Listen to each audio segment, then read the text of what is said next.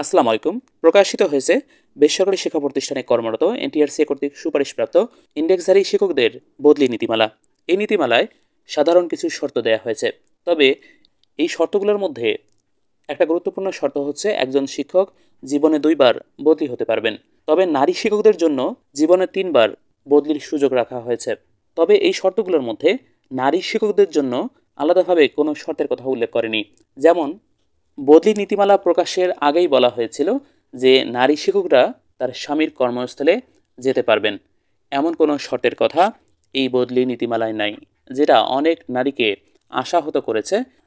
বিশেষ করে যে সকল নারী শিক্ষক অনেক দূর দূরান্তে চাকরি করছেন, তারা এ নিয়ে সামাজিক যোগাযোগ মাধ্যমে বিভিন্ন ধরনের সমালোচনা করছেন। সেই সাথে এখানে আরও শর্ত জুড়ে দেওয়া হয়েছে যে নতুন কর্মস্থলে যোগদানের পর 2 বছর কর্মে নিয়োজিত থাকতে হবে এবং তারপরে বদলির আবেদন করতে হবে।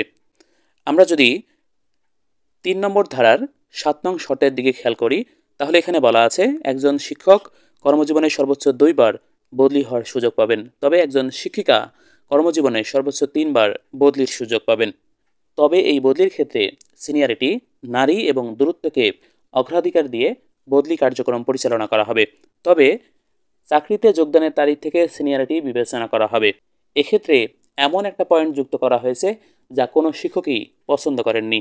সেই পয়েন্টটি হচ্ছে 3-16। এখানে বলা হয়েছে একটা প্রতিষ্ঠান থেকে বছরে একজন শিক্ষক বদলি হতে পারবেন, এর বেশি পারবেন না।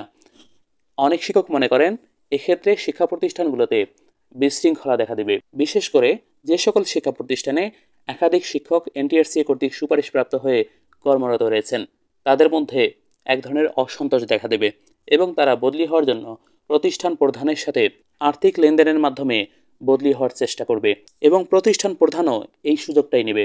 এক্ষেত্রে ক্ষতিগ্রস্ত হবে সাধারণ শিক্ষকরা। সম্মানিত দর্শক শ্রোতা, এই বদলি নীতিমালা নিয়ে আপনাদের কার কি অভিমত অবশ্যই কমেন্ট করে জানাবেন।